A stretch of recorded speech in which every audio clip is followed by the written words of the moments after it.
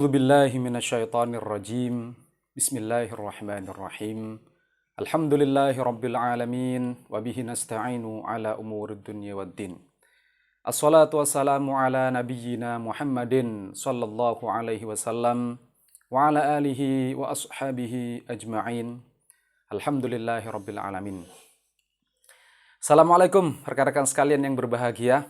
Alhamdulillah, pada kesempatan kali ini kita masih diberi kesempatan oleh Allah untuk bisa bernafas dalam keadaan sehat walafiat, dalam kondisi yang berbahagia. Mudah-mudahan ilmu, rizki, keluarga, kesempatan hidup, teman-teman, sahabat, tetangga, keluarga, saudara, lingkungan, semuanya berkah dan bermanfaat, menyelamatkan dan membahagiakan kita fid dunya wal akhirah. Amin ya rabbal alamin. Nah, rekan-rekan sekalian, kita masih melanjutkan cerita tafsir tematik kita. Kita bercerita seputar Quran dan tafsirnya. Kita bercerita seputar hadis dan Islam secara umum. Ya. Kali ini memang topik yang sedang kita bahas masih melanjutkan sebuah buku yang sudah saya tulis, ya. Meskipun ini masih berbentuk naskah, ya, itu berjudul, insya Allah judulnya adalah Sihir-Sihir Milenial. Kita mengkaji ayat-ayat Quran yang berbicara tentang apa itu sih aslinya sihir, apa itu jin, apa itu setan, apa itu iblis, malaikat, dan yang terkait tentang itu melalui tentu saja pendekatan yang pertama dan utama adalah Al-Quranul Karim. Ya, jadi rekan-rekan sekalian, pada kesempatan kali ini pernah suatu ketika, ya, seorang kawan itu memberikan masukan, ya, bahwasanya mengomentari surat jin, surat 72, ya, terutama ayat 1 sampai 19 yang di situ memang bercerita tentang jin itu, ya. Nah, disebutkan seperti ini. Jelas di ayat awal-awal itu, ya, di ayat 1 surat jin 72 ayat 1 itu, di situ ada kata-kata diwahyukan kepadaku. Jadi ada kata-kata diwahyukan. Nah, menurut pendapat itu, ketika sudah ada kata diwahyukan, maka itu pasti menunjuk sesuatu yang gaib metafisik, layaknya informasi tentang Allah, layaknya informasi tentang malaikat, layaknya informasi tentang surga, neraka, mizan, wildanun mukhalladun, hurun ain, dan lain seterusnya itu. Tetapi rekan-rekan sekalian, nah di sini kita coba menanggapi itu, ya. Betulkah ketika sudah ada kata diwahyukan itu pasti menunjuk pada sesuatu yang gaib metafisik? Kita mencoba mengumpulkan ayat Al-Quran yang berbicara seputar pewahyuan itu. Ya, oke. Sebelum kita masuk, kita mencoba membaca dulu, ya, ayatnya, ya. Ini ada yang saya kutip sekaligus Arabnya juga, tetapi juga ada yang terjemahannya saja, ya. Tentu saja supaya efektif dalam waktu 15 sampai 20-an menit ini, ya. A'udzubillahi minasyaitonirrajim. Bismillahirrahmanirrahim. Qul uhiya ilayya annahu istama'a nafarun minal jin faqalu inna sami'na qur'anan ajaban. Katakanlah wahai Nabi, ya, uhiya ilayya, telah diwahyukan kepadaku, annahu istama'a nafarun minal jin, sesungguhnya sekelompok jin itu telah mendengar, ya, telah mendengar Al-Qur'an ini maksudnya, ya. Faqalu, maka jin-jin itu berkata, inna sami'na qur'anan ajaban, sungguh kami telah mendengar suatu bacaan yang menakjubkan, suatu bacaan yang luar biasa, suatu bacaan yang indah. Tidak hanya indah, tetapi maknanya penuh dengan makna, ya, maknanya dalam dan juga indah gitu. Nah, ya, jadi menurut kawan ini disimpulkan dari ayat ini bahwasanya kalau sudah ada diwahyukan berarti jin di situ adalah gaib metafisik, ya. Di ayat yang kedua, yang memberi petunjuk kepada jalan yang benar, lalu kami beriman kepadanya, kata jin-jin itu. dan kami sekali-sekali tidak akan mempersekutukan seseorang pun dengan Tuhan kami. Dan bahwasanya maha tinggi kebesaran Tuhan kami, Dia tidak beristri dan tidak pula beranak. Dan bahwasanya orang yang kurang akal daripada kami selalu mengatakan perkataan yang melampaui batas terhadap Allah. Dan sesungguhnya kami mengira bahwa al-ins dan al-jin sekali-kali tidak akan mengatakan perkataan yang dusta terhadap Allah. Di ayat 6-nya, dan bahwasanya ada beberapa orang laki-laki di antara al-ins dan meminta perlindungan kepada beberapa laki-laki di antara al-jin. Mereka jin-jin itu menambah bagi mereka dosa dan kesalahan. Dan sesungguhnya mereka jin menyangka sebagaimana persangkaan kamu, orang-orang kafir Mekah, bahwa Allah sekali-kali tidak akan membangkitkan seorang pun.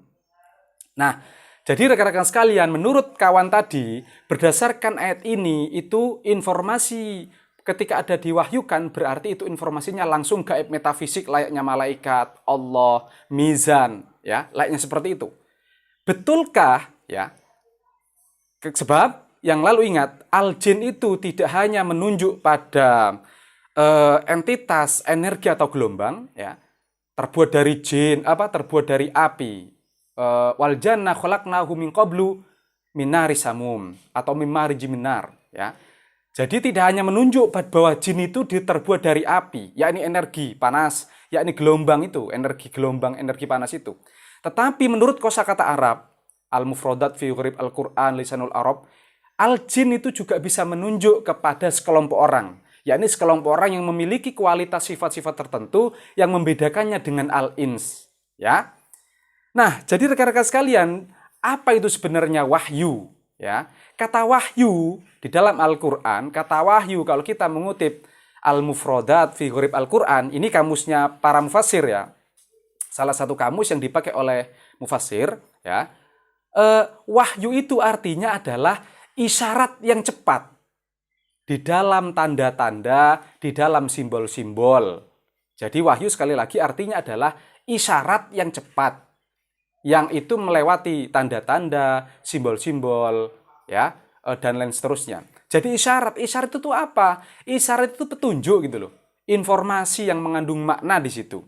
Misalkan, ya tentu saja, misalkan ini simbol-simbol ini bisa melalui apa? Tulisan, bisa melalui teks atau data, gambar, bisa. Dia mengandung makna di situ. Jadi simbol yang di situ mengandung makna. Atau misalkan video, ya, atau misalkan gambar, lambang, lukisan. Intinya simbol-simbol, ya. Di situ mengandung makna. Lah, itulah yang disebut dengan wahyu. Wahyu itu isyarat, makna, the meaning in text, in symbol. Jadi ada makna di situ di dalam simbol-simbol. Itulah wahyu namanya.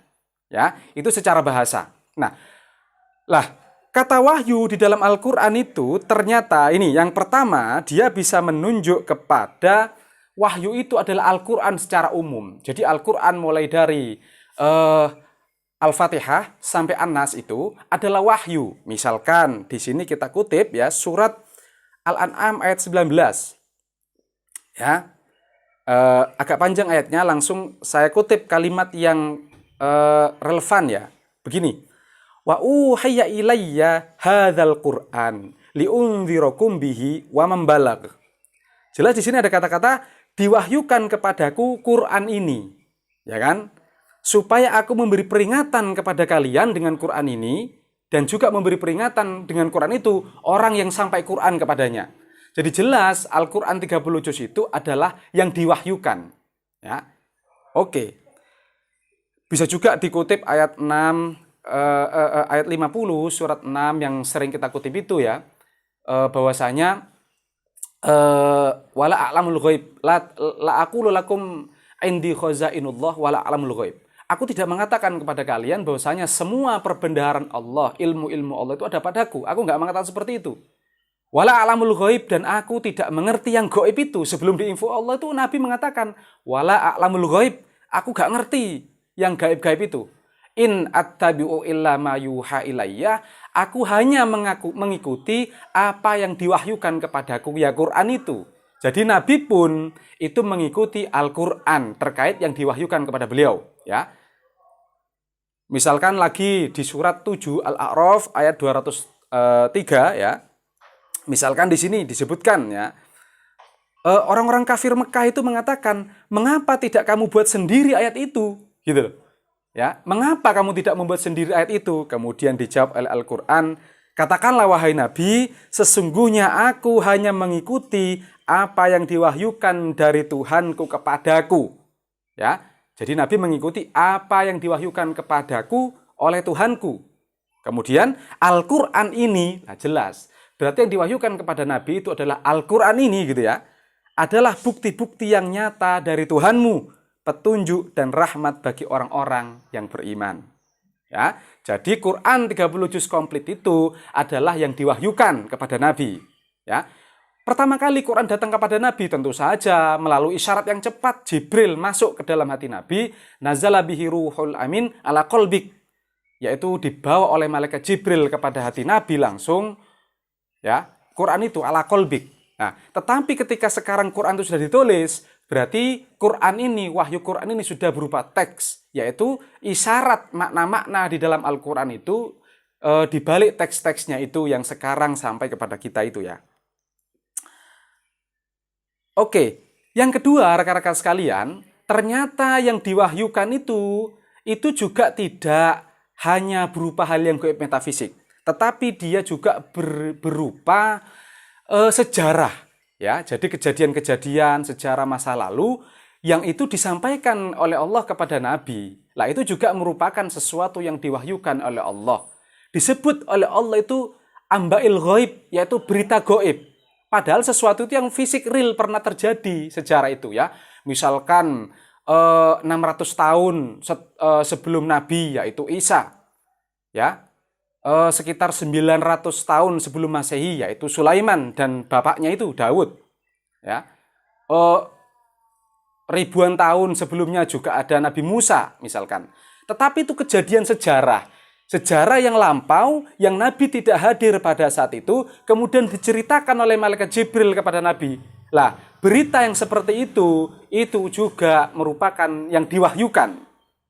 Jadi, yang diwahyukan kepada Nabi itu bukan hanya sesuatu yang gaib metafisik, tetapi sejarah, kejadian real yang terjadi di masa lampau. Maka, di surat Ali Imran, surat 3 ayat 44, setelah Allah bercerita tentang Adam, ya kan, kejadian Adam ini real, tentang Nuh, tentang keluarga Ibrahim, tentang keluarga Imran, tentang Zakaria, dan seterusnya, itu adalah berita-berita konkret gitu.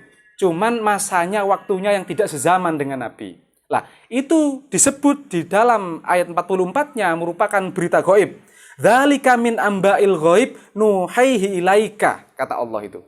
Itulah hai Nabi merupakan berita-berita gaib yang diwahyukan kepadamu. Ya, setelah menyebut cerita-cerita keluarga Imran, Zakaria, Nuh, Adam itu di ayat sebelumnya, lah di ayat 44-nya disebutkan itulah berita gaib yang disampaikan Allah kepadamu wahai Nabi.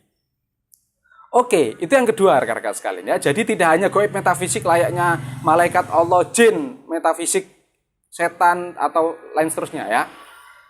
Seterusnya yang ketiga yang diwahyukan itu ya adalah perintah dan informasi bahwasanya Nabi itu hanya pembawa memberi peringatan saja gitu. Misalkan kita kutip surat Al-Isra, surat 7 ayat 117. Wa auhayna ila Musa an alqi asaka. Dan kami telah wahyukan, auhayna di sini redaksinya jelas sekali, dan kami telah wahyukan kepada Musa, lemparkanlah tongkatmu wahai Musa.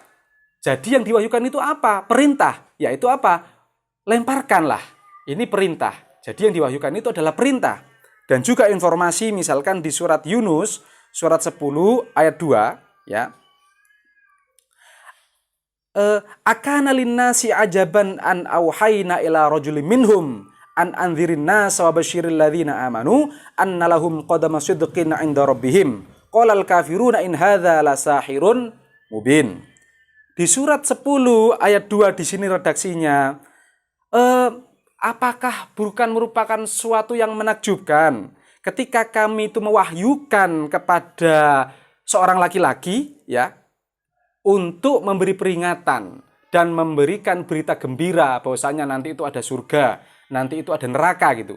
Berita gembira yakni ada surga, berita peringatan yaitu hati-hati bahwa nanti juga ada neraka gitu. Dan itu pilihan gitu ya. Nah, berarti informasi itu adalah juga yang diwahyukan. Nah, oke, misalkan kita bisa kutip juga ayat surat 21 Al-Anbiya ayat 73 ya. Wa auhayna ilaihim fi'lal khairat wa iqamas shalah wa ita'az zakah. Dan kami wahyukan kepada mereka untuk berbuat kebaikan, mengerjakan sholat dan membayar zakat. Lah, jadi yang diwahyukan itu adalah perintah untuk berbuat kebaikan, mengerjakan sholat dan zakat, membayar zakat. Ya, jadi ingat sekali lagi yang di sini kesimpulannya pada tahap ini yang diwahyukan kepada Nabi itu, sesuatu yang diwahyukan itu bukan hanya yang gaib metafisik seperti malaikat, Allah, wildanun mukhalladun, surga neraka itu, ya, tetapi juga hal-hal yang fisik gitu ya. Teman-teman juga bisa baca surat Asy-Syura, surat 42 ayat 7, kemudian surat Shad, surat 38 ayat 70. Ya. Bahkan di Al-Quran itu juga Allah menggunakan redaksi mewahyukan itu juga kepada lebah, ya. Ya, kepada gunung bahkan. Allah juga menggunakan redaksi itu. Ya. Tentu saja ini berbeda dengan yang diwahyukan kepada Nabi dan Rasul, ya. Ini yang saya sebut dengan variabel informasi yang masuk ke dalam jagat raya itu, ya. Misalkan di surat An-Nahl 1668, kemudian Fussilat, ya. Ini saya skip saja ya. Surat 41 ayat 12 dan lain seterusnya. Yang kelima, bahkan Allah itu mewahyukan kepada para malaikat, ya. Bahkan tidak hanya kepada manusia, Allah juga mewahyukan kepada para malaikat. Misalkan, idh yuhi rabbuka ilal malaikati anni ma'akum.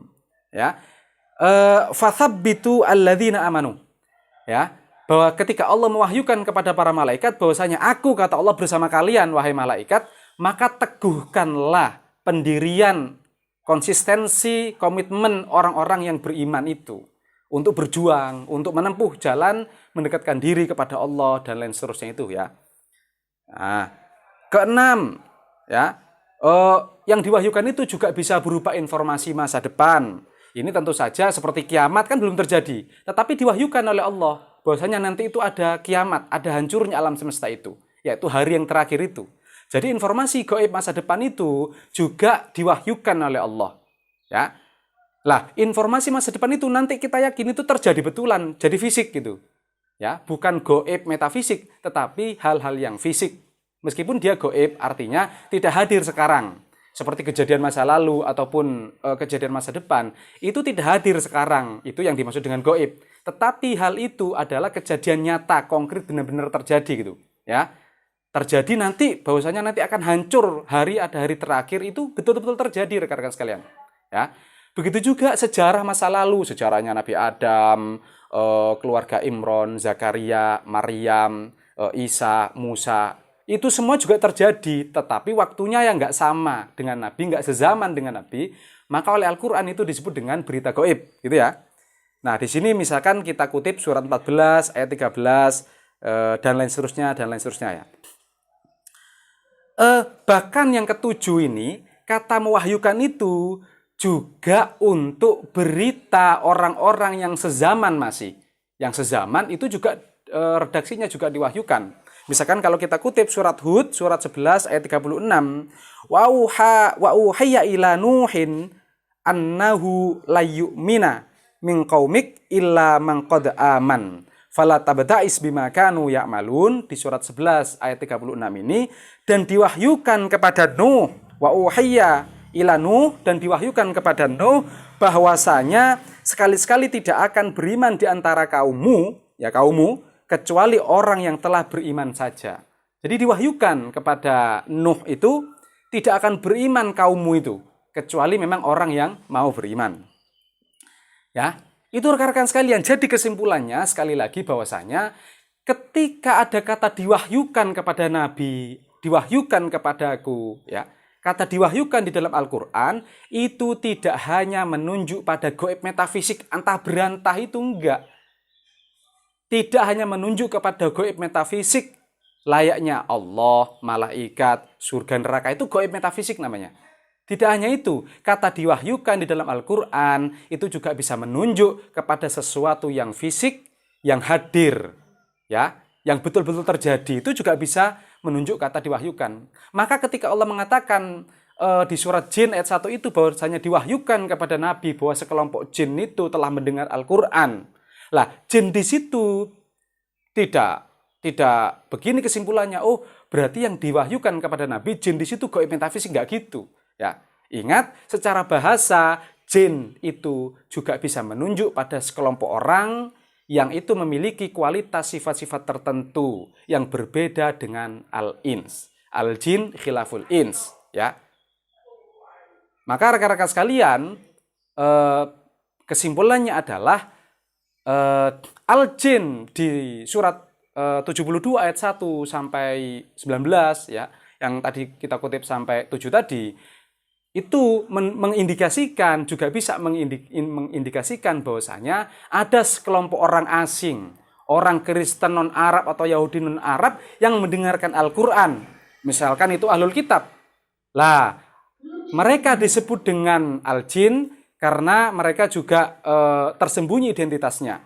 Maka mereka juga lantas bisa beriman dan juga kafir. Itu ya, rekan-rekan sekalian. Saya kira itu yang bisa saya sampaikan. Terima kasih atas segala perhatian. Akhiru da'wahum alhamdulillahirabbil alamin. Assalamualaikum warahmatullahi wabarakatuh.